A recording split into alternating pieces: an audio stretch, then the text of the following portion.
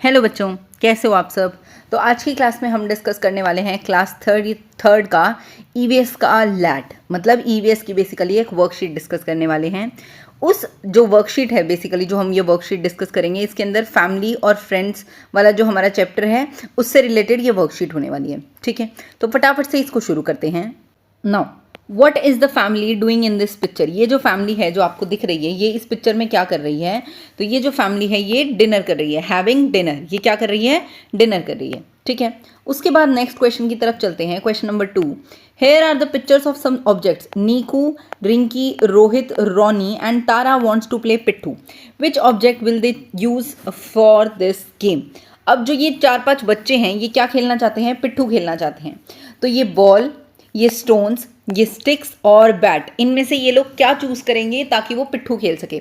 तो उनको क्या चूज करने पड़ेंगे, स्टोन्स चूज करने पड़ेंगे। क्या चूज करने पड़ेंगे, stones. Next is Munni wants to make a rangoli for Diwali. What will she use to make rangoli for the given pictures. अगर मुन्नी को रंगोली बनानी है दिवाली के लिए तो उसको क्या यूज करना पड़ेगा, ये जो स्टिक्स हैं ये कलर्स हैं, ये स्टोन्स या फिर ब्रश, वाटर कलर्स टाइप। तो उसको क्या यूज करना पड़ेगा, कलर्स यूज करने पड़ेंगे। दैट मीन्स जो हमारे पास लिखा हुआ है रंगोली कलर्स। ठीक है, रंगोली कलर्स का यूज करेगी मुन्नी दिवाली पे रंगोली करने के लिए। Next is a picture is given here, look at the picture and tell what the picture illustrate. इस पिक्चर में क्या हो रहा है। तो ये जो बच्ची हैं दोनों की दोनों जो बच्चे हैं वो क्या कर रहे हैं, पौधों को पानी दे रहे हैं। क्या कर रहे हैं, पौधों को पानी दे रहे हैं। तो children are helping each other in watering the trees. ये वाटर कर रहे हैं, ट्रीज को पानी दे रहे हैं, पौधों को। Next is some people in the family need special care and support like grandparents, small children or someone who is sick. How do you help them. जो घर पे छोटे बच्चे होते हैं, ग्रैंड पेरेंट्स होते हैं, जो थोड़े से परेशान होते हैं लोग, आपके घर पे ग्रैंड पेरेंट्स भी हो सकते हैं, आपके मम्मी पापा भी हो सकते हैं, छोटे बच्चे भी होते हैं, तो उनको क्या होता है, एक्स्ट्रा केयर की ज़रूरत होती है। अगर कोई बीमार है तो उसको एक्स्ट्रा केयर की ज़रूरत होती है। तो आप क्या कर सकते हो, स्पेंड कर सकते हो उनके साथ टाइम। ठीक है, आप उनसे बात कर सकते हो, उनकी बात सुन सकते हो। अगर वो सिक है तो आप उनका ध्यान रख सकते हो। इसका मतलब ऑल ऑफ द अबव, आप ये सारे के सारे काम कर सकते हो। ठीक है, next is a picture of a fair is given below. आपको नीचे एक मेले की फोटो दे रखी है, आपको इस मेले की फोटो पे देखना है और बताना है कि यहाँ पर क्या क्या है, मतलब ऑप्शंस बताने हैं कि different shops, different type of shops like toys, games etcetera. ये जो आपको शॉप दिख रही है टॉयज़ की और गेम्स की है, बिल्कुल है, मतलब अलग अलग शॉप्स हैं मेले के अंदर, अलग अलग दुकानें हैं, अलग अलग स्टॉल्स लगी हुई हैं। वो खिलौनों की है, कपड़ों की है, चाट पकौड़ी की है, या फिर फूड की स्टॉल्स है। बिल्कुल सही बात है, फूड्स की स्टॉल्स भी हो सकती है, कुछ खाने पीने की स्टॉल्स हो सकती है। Merry go round and a giant wheel, और कुछ झूलों की भी कुछ झूलों की भी राइड बेसिकली लगी हुई है, कुछ झूले लगे हुए हैं। बड़ा बड़ा सा देखो झूला लगा हुआ है, आपको यहाँ पर दिख रहा होगा थोड़ा बहुत। चलो यहाँ तो नहीं दिख रहा, पर कोई बात नहीं, आपको पता है कि मेले में किस किस तरीके के झूले होते हैं। तो यहाँ पर क्या है, सब कुछ है। ठीक है, तो ये क्या हो जाएगा, ऑल ऑफ द अबव। क्या हो जाएगा, all of the above. Next is what do you think why are fire engines and ambulance present in the Mela.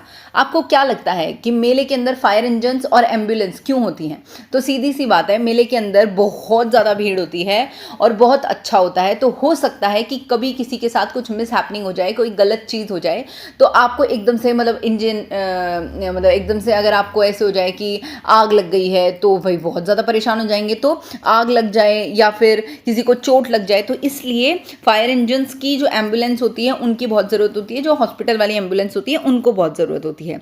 Are present, वो प्रेजेंट होती हैं क्यों, so that if any accident happens in the fair everyone can be saved by using them.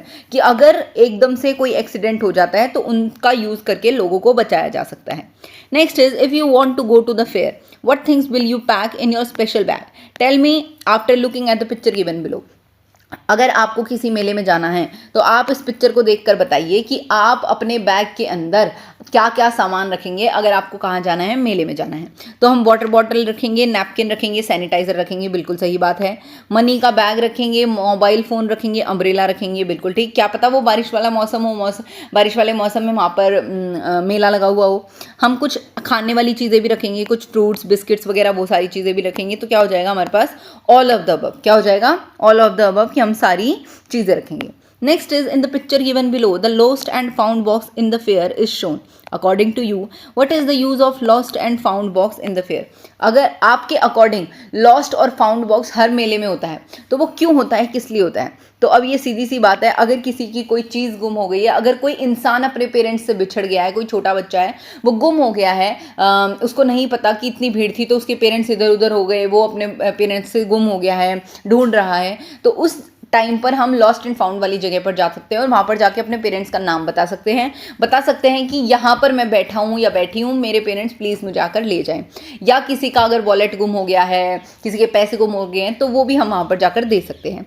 इसका मतलब है if anything gets misplaced, lost और any person is found missing, then we can complain over the lost and found booth.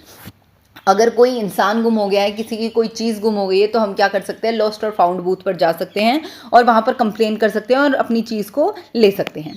Now next is how can we care for our elders. हम अपने बड़े लोगों की, अपने दादा दादी की और जो भी आपसे बड़े होते हैं उन लोगों का ध्यान कैसे रख सकते हैं? बाय रिस्पेक्टिंग देम, बिल्कुल ठीक बात है, उनकी इज्जत करके। By spending quality time with them, उनके साथ अच्छा वक्त बिताकर, बिल्कुल सही बात है।